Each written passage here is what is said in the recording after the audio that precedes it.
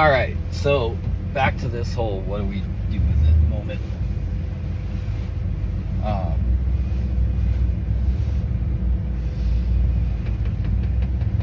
Well, I can tell you as somebody that has been incredibly self-defeating, I have been incredibly self-defeating through my whole life. I have done a really good job at holding myself back, minimizing myself, saying that I'm not, perceptive, or saying that I'm not worthy of whatever is in front of me. So how do we break those habits of thought? And how do we break those cycles, right? Because if we're stuck in a loop, a repeat, how do we break those cycles? Because being aware of the cycle is half the battle, and taking action on that cycle is the other half of the battle. So what am I going to do with it? What am I going to do with this place that I own my reality? Well, for one, it's going to start with being okay with being special, and that one's weird to me because it doesn't. That's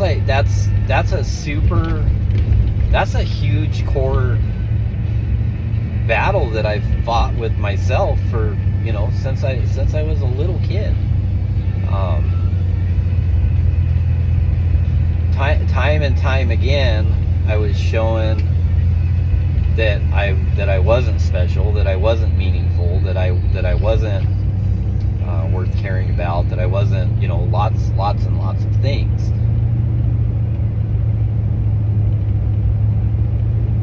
When I look at it from that place, that's what it is, right? That's what it is. Like my dad leaving as a kid. Oh, okay. Well, I wasn't special. I wasn't worth sticking around for. My mom working all the time as a kid. I wasn't special. I wasn't worth looking around for, or I wasn't worth sticking around for. But does it really have to be that way? I mean, does that have to be the reality of that opportunity? I don't think so.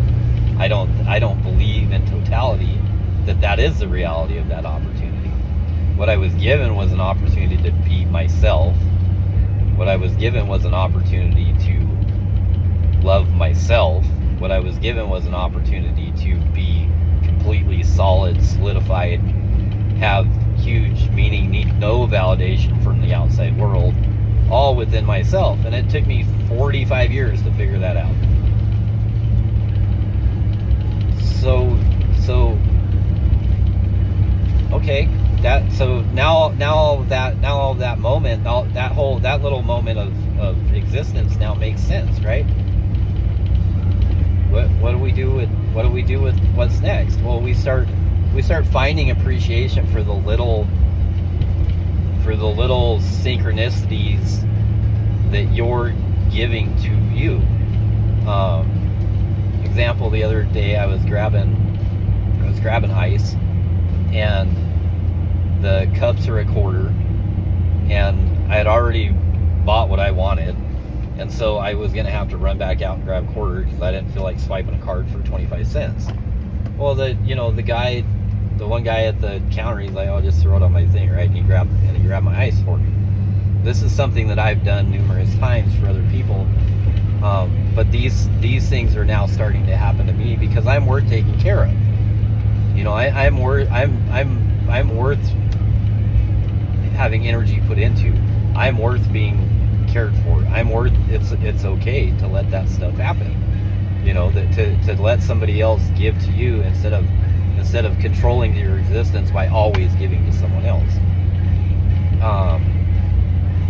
Huge simple little things in life that now become very, very, very meaningful, very, very meaningful places, because the simplicity of life is in the noticing, the noticing of the opportunity, or the noticing of the blessing, or the finding the joy in the lesson, right?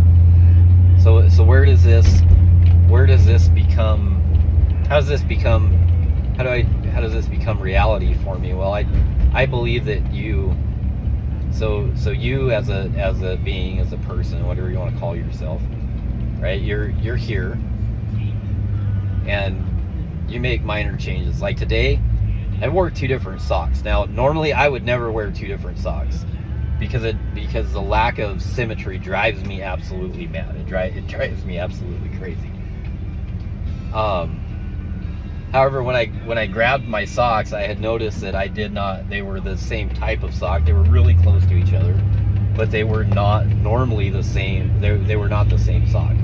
Now, normally this is not something that I would do, but I went with it. Today I'm gonna go with it. I'm gonna wear my 2 different socks today because, Steve was talking about how you make little minor changes cause chaos, right? They cause disruption because you've updated this, you've disturbed the status quo, which is good because I don't want the status quo anymore. I don't want to live where I'm living. I don't want the same lack of fulfillment. Like there's a lot of things in life that no longer serve me, and so in order to change all of those things, I'm going to start introducing disruptions to the status quo. No different than this video. This is not my norm. Also, I feel compelled to share because I feel compelled to share with other people out there. I've always felt compelled to share, but not at this level, or not this way. So I'm going to keep disrupting my status quo. Like I said, I'm wearing 2 different socks today, which is not normal, but that shakeup, that change from a very wise man is going to bring different opportunities with it. Little tiny things, little changes, which is then going to feed larger changes and larger changes. We can't. It's hard to sit back and look at where we are. So if I don't like where I am, if where I am or what I am is not good enough, and I don't institute a change, nothing's going to happen. There has to be action. There has to be action that goes along with the desire, right? You can desire something all you want. You desire to win the lottery, but if you don't actually buy the lottery ticket, what are you ever going to win? You're just going to hope that one day you find one as you're walking down the road that's a winner that blew out of somebody's pocket that they never claimed. Okay, well, yeah, is it possible? Yeah, anything in the world is possible. Have you increased your odds? I don't know. I guess that's for you to decide. The point being that is, if we want to affect change, then we have to do things that disrupt the status quo around us in order to have those changes be presented. And I'm not saying that you need to, sell your house and move across the country or whatever. I mean, that maybe that's the place that you're comfortable with. I'm not in a place where a change that big is. I'll deal with it. I've always existed in life. I've never not existed. So I would not be afraid of that moment. At the same time, I'm good with wearing 2 different socks for today just to see how life pans out. Because what I would like to do is experiment with small things and see what comes. And then that way I can better implement my ability to see huge moments of pattern recognition, and then I can start better instituting changes in the way that I would like them to, in the way that I would like to see them, see the opportunities come to me.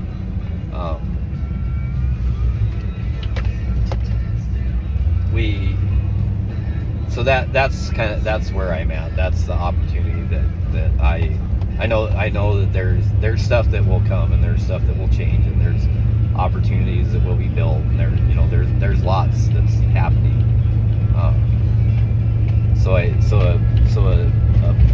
Not a place of sit back and only observe and hope that nothing, or sit back and observe and then hope that something is different.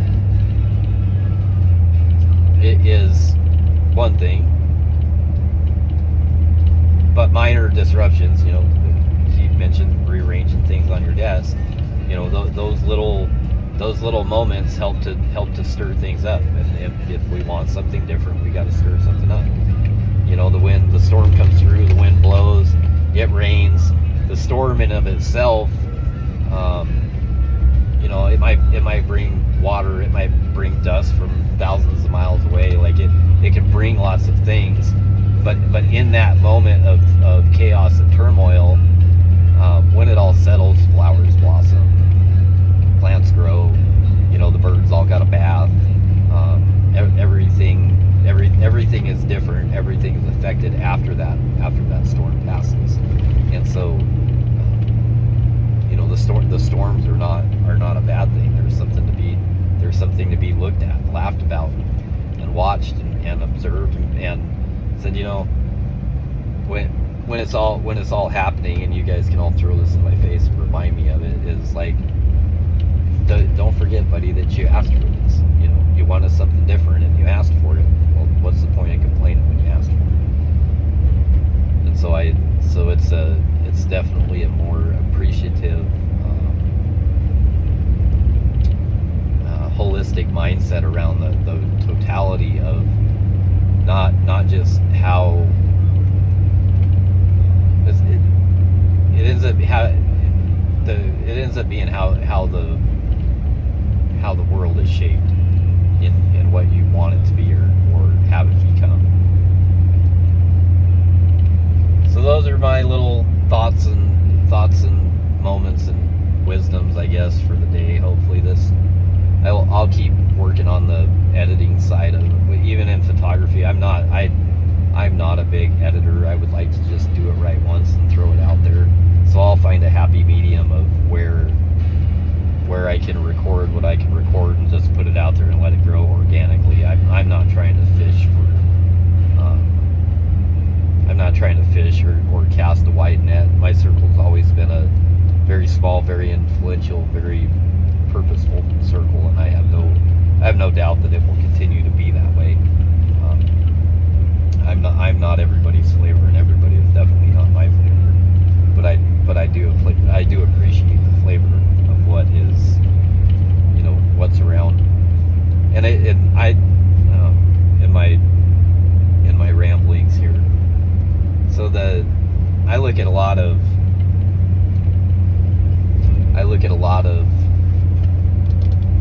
things. Like I said, I collect puzzle pieces of life. So my drinking coffee from a copper coffee cup, and my grandparents or my grandfather had like stark white hair. Like, he looked straight up like Santa Claus. I've got a lot of gray in my beard. I've got a lot of gray hair. And so I read something, probably a year and a half ago, that stuck with me about, you know, is a copper deficiency indicative of, you know, or does white hair and that show up because of it? Does it lead to brain aneurysms and things like that? And you can read a lot of stuff, and maybe this analogy applies in a lot of different ways. Like, you can read, but until you actually practice, what do you know? You can read about people's experiences, how they manifest their reality, how they bring what they want into the world, you know. But at the end of the day, the hard truth of that whole thing is that it's yours. What do you believe? What works for you? Because there's, you know, how many different ways can you tie your shoe? How many different ways can you lace your shoe? Well, guess what? All of them end up lacing. Sometimes they stay together better than others, but there's a myriad of different ways to achieve the same thing. And so, without actually putting what you've done into practice, without actually creating your reality in practice, how do you know what works for you?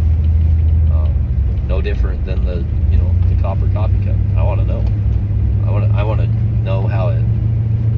know how it affects my my general mood, my general well-being. I don't think it's gonna, like, in any way, shape, or form take care of or replace my gray hair, but does it, do I end up not dying of a brain aneurysm like my grandfather did? Is there, your body's the building blocks of life, and so what parts and pieces are you doing to support it, and what parts and pieces aren't you? I think a lot of people I've noticed in my circle of people that I interact with on a day-to-day basis, a lot of people are on a physical transformation side of things, which I can understand, because of, the copper coffee cup thing finally came into fruition for me. It was something I'd thought about for a long time, and I finally said enough's enough, and did it. But what so in that common core theme of taking care of yourself better, a lot of people are going to the gym and doing the whole normal New Year's Eve type of thing. Well, I think that I'm in a spot where I've never enjoyed the gym. I'll walk more, I have been, and it'll change as the weather warms up. But it's really what's your body calling for, right? What does your body need? What does your body want? And for me, I think I wanted a copper coffee cup because I want to know the truth. I want to feel like, because I have fought. This goes back to the guy from 10X Health. I have battled with my own mindset and process through many years, and I can tell you about every different way that every different SSRI affects my body, my mind. But I'm not looking for a chemical replacement. I look more at like the stuff that the guy from 10X Health always talks about, where the deficiency. So what's the root cause, right? So if we have they do their genetic study, and if you have these things that are missing from you, blah blah blah, then your body can't make these other proteins, blah blah blah, and then all of a sudden it manifests either in a chemical. Well, it manifests in a chemical form, but it shows itself either in a physical aspect or a mental aspect, right? So thought process, because your body is a giant